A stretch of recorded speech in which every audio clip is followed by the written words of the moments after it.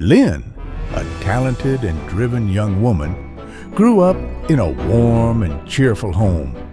Her childhood was spent in a vibrant urban neighborhood where her parents owned a cozy, family-run restaurant. This wasn't just any eatery. It was a hub for the community, where people would come together to share meals, celebrate milestones, and connect with one another. During holidays and special occasions, the restaurant would buzz with life, filled with lively chatter, laughter, and the clinking of glasses. Lynn loved helping out in the kitchen, absorbing the aromas of her family's cooking and basking in the joy that their dishes brought to their customers. To her, the restaurant wasn't just a business, it was a cherished part of her life, a place that symbolized love, warmth, and the heart of her family. It was a legacy she felt deeply connected to and immensely proud of. But when Lynn's father passed away suddenly, the family business began to face serious financial troubles. Her mother was left to shoulder the burden alone, and the mounting stress took a toll on her health. As her mother's condition worsened, she became unable to keep the restaurant running. Despite her best efforts to hold things together, the mounting debts forced her to make the painful decision to let go of the restaurant. The very heart of their family's happiness was taken from them, and Lynn's heart shattered as she watched everything she held dear slip away. The loss was not just of a business, but of a home, of memories, and of a life that was no longer the same. The events of that day haunted Lynn well into adulthood. The pain of losing the family restaurant became a driving force in her life, shaping her every decision. She made a vow to herself to become successful and wealthy enough to buy back the restaurant for her mother. The vivid memories of her childhood, the laughter of the customers, and the warmth of the family restaurant filled her with determination. No matter the obstacle, she refused to give up. This resolve fueled her work ethic, pushing her to excel in every job she took, even if it wasn't related to her dreams. Lynn found herself in a toy company, far removed from the world of restaurants, yet she worked tirelessly, hoping that one day she would have enough money to reclaim the restaurant, the heart of her family. Lynn landed a job at a rapidly growing toy company, and with her exceptional sales skills, she quickly became a rising star in the sales department. The company had just launched a new board game called Magica Realms. It was an ancient, handcrafted wooden board, exquisitely carved with intricate designs that gave it an air of mystery. The game's classic, timeless appeal was undeniable, yet it lacked the modern flash and attention-grabbing features that were the hallmark of today's gaming market. Lynn found herself puzzled by the company's strong push to promote this game, especially when they offered her a higher-than-usual commission for meeting sales targets. Something about it all felt off, but the opportunity was too good to ignore. Despite the lingering sense that something was off, Lynn saw Magica Realms as a golden opportunity to accumulate the money she needed to buy back the restaurant for her mother. The prospect of reclaiming what her family had lost fueled her determination, and she couldn't afford to question the company's methods when the potential reward was so great. So, she threw herself into promoting the game, following the company's instructions to the letter, all while keeping her eyes on the prize, the chance to finally bring her family's restaurant back into their hands.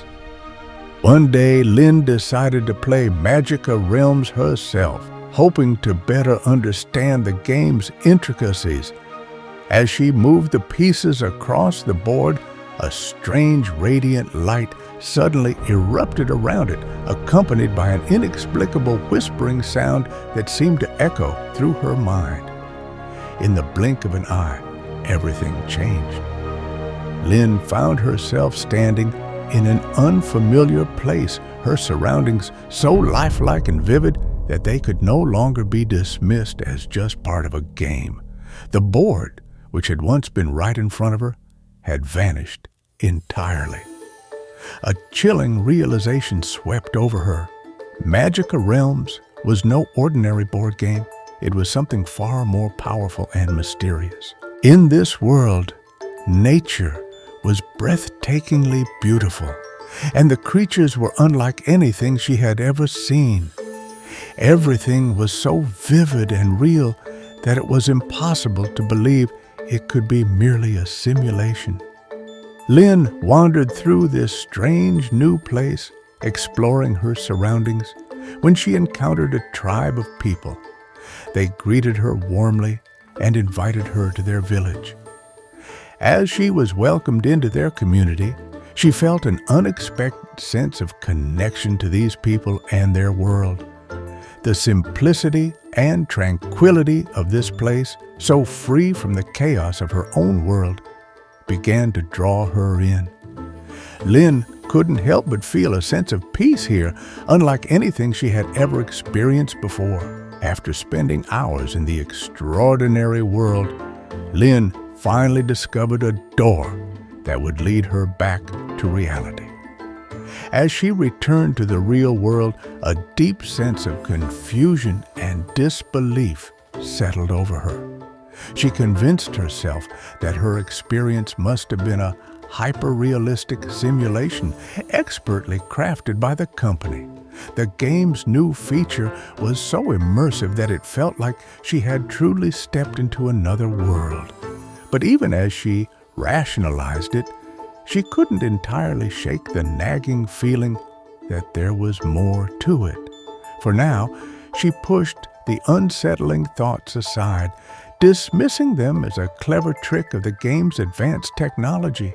After Lynn returned from the alternate dimension for the first time, she was surprised to find a small magical stone had somehow followed her back. At first glance, it appeared to be nothing more than a beautiful but ordinary rock. She assumed it was just a random game artifact and, without giving it much thought, dropped it carelessly into her bag. Once home, however, Lynn began to notice strange, almost unexplainable things happening around her. She placed the stone on her table, and almost immediately the flickering lights that had been troublesome for weeks seemed to shine steadily and brightly. Her dying plant, once drooping and withered, suddenly perked up and regained its vibrant green color. Most astonishing of all, her mother, who had been bedridden with illness for some time, suddenly appeared more energetic, her face glowing with newfound health. Lynn was struck by a growing realization. The stone was no ordinary object. There was something magical about it, something powerful. A rush of excitement mixed with caution coursed through her, unsure whether to embrace the miracle or fear what it could mean. To test whether the stone's power was real, Lynn took it to a close friend who had been suffering from a long-term illness. What happened next was beyond her wildest expectations. As soon as the stone came near her friend, there was an immediate change. Her friend's body, once frail and weak, began to regain its vitality at an astonishing rate. The illness that had ravaged her friend for so long seemed to reverse almost instantly. Lynn stood frozen in disbelief, her heart racing. Could it be that the world she had thought was just a game was, in fact, something far more real, something far more mysterious? Soon after, other employees at the company began to notice the strange changes surrounding Lynn. Word quickly spread, reaching the ears of the game's creators' heirs, who were also high-ranking executives within the company. At first, they pretended to be interested in Lynn's success and made efforts to get to know her better. However, it didn't take long for Lynn to sense something was off. Their interest seemed to go far beyond her achievements. They were particularly fixated on a magical stone she had brought back, probing her for details about her journey into the otherworldly realm. They asked how she had managed to bring objects back with her and began subtly coaxing her to extract more resources from that world. Lynn began to feel a rising sense of paranoia. She realized that she was the only one who could enter the game, and the company's interest in her had shifted from promoting a simple board game to finding someone who could access the game and exploit the otherworldly resources and powers to amass wealth and control for themselves. She now understood that she was merely a pawn in their larger, more sinister game. Soon after, Lynn encountered an elderly man in the otherworldly realm. He introduced himself as Bernard, the creator of Magica Realms, the game that bridged the two worlds. Bernard shared that he was once an ordinary man in the human world, but one fateful day, he stumbled upon a mysterious portal. The journey began when he found rare wood from an ancient forest and an old, worn tome in a forgotten shop. Following the instructions in the book, he crafted a game, and to his astonishment, it opened a gateway to a magical world full of untold wonders. Bernard's tale revealed that back in the human world, he had been a solitary old man, ignored by his children and grandchildren. His work had meant little to them, but everything changed when they discovered the portal. Intrigued by the possibility of riches and power, they urged Bernard to bring back treasures from the other world. In a moment of weakness, he gave them a gift, the Tree of Gold, a miraculous plant that could create endless wealth. At first, the family prospered, but the consequences in the other world were severe. The once peaceful village, where resources were shared harmoniously, soon began to suffer from droughts and famine as the balance was disrupted. Bernard's grandchildren soon became aware of the boundless treasures the other world had to offer. As their wealth grew exponentially, so did their greed. What began as a single request turned into a series of demands as they pushed Bernard to bring more and more resources from the magical realm. The insatiable hunger for riches clouded their judgment, and they sought to extract everything they could from the world Bernard had discovered, regardless of the consequences. The once peaceful and harmonious village where Bernard had found solace now found itself at the mercy of their greed. When Bernard tried to refuse, his grandchildren didn't hesitate to threaten him violently. They began to threaten him with harm if he continued to resist. They pressured him without a second thought for the consequences on the other world. Instead, they wanted to extract as much as they could, and even demanded Bernard reveal how to create the Dimensional Gateway board game himself. Bernard found himself trapped in a difficult situation, filled with guilt for ever having brought things from that world. He turned to the villagers of the magical realm for help, and together they created a second enchanted game board, Magica Realms, to hide the portal and prevent anyone from accessing it again. This was the only temporary solution to the problem. According to the old wise woman of the realm, only one with the fate to seal the dimensional door permanently could ever truly enter. Bernard came to believe that Lynn might be the one destined to close the portal once and for all. In the end, Bernard's heirs finally managed to develop a way to access the magical realm through a board game modeled after Bernard's world. However, they still couldn't enter it themselves.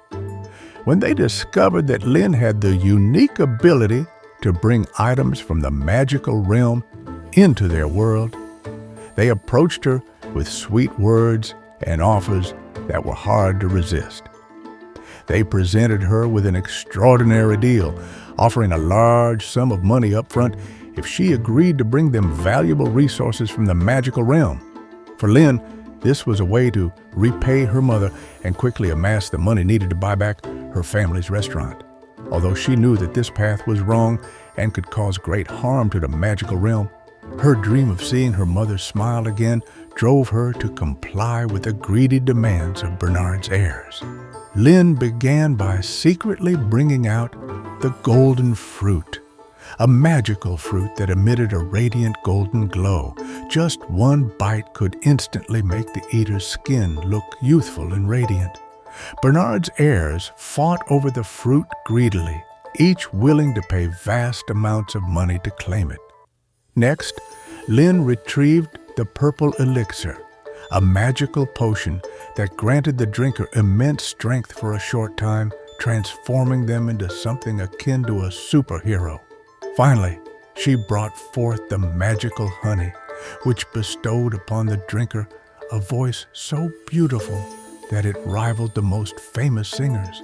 As the exchanges began, Lynn quickly accumulated wealth. She felt a sense of accomplishment, knowing that her dream of buying the family restaurant back for her mother was within reach. She worked tirelessly, saving every bit of money, and started to plan how she would return the restaurant to her mother.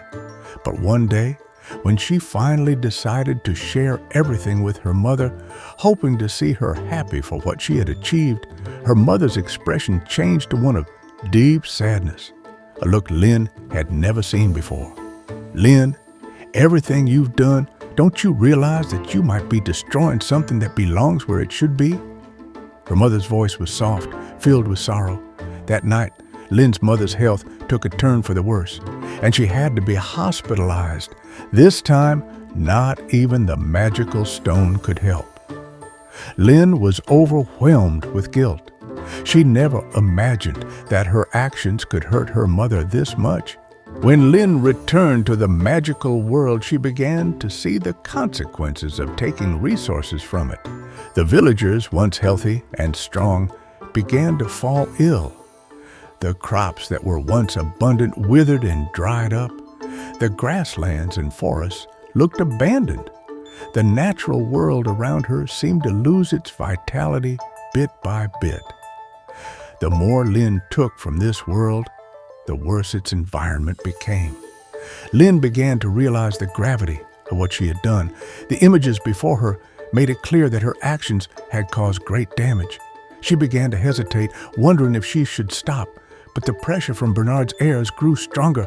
They began sending her threatening messages, talking about ruining her reputation and career if she didn't comply.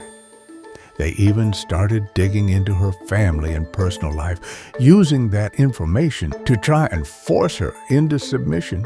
During this time, Lynn was faced with an intense internal conflict.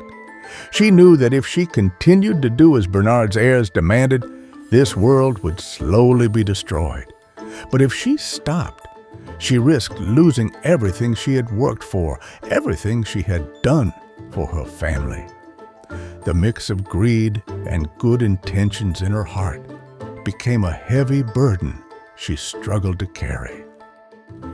In the end, Lynn decided to reject the offer from the heirs of the Creator and return to the alternate world to help the tribe protect their homeland.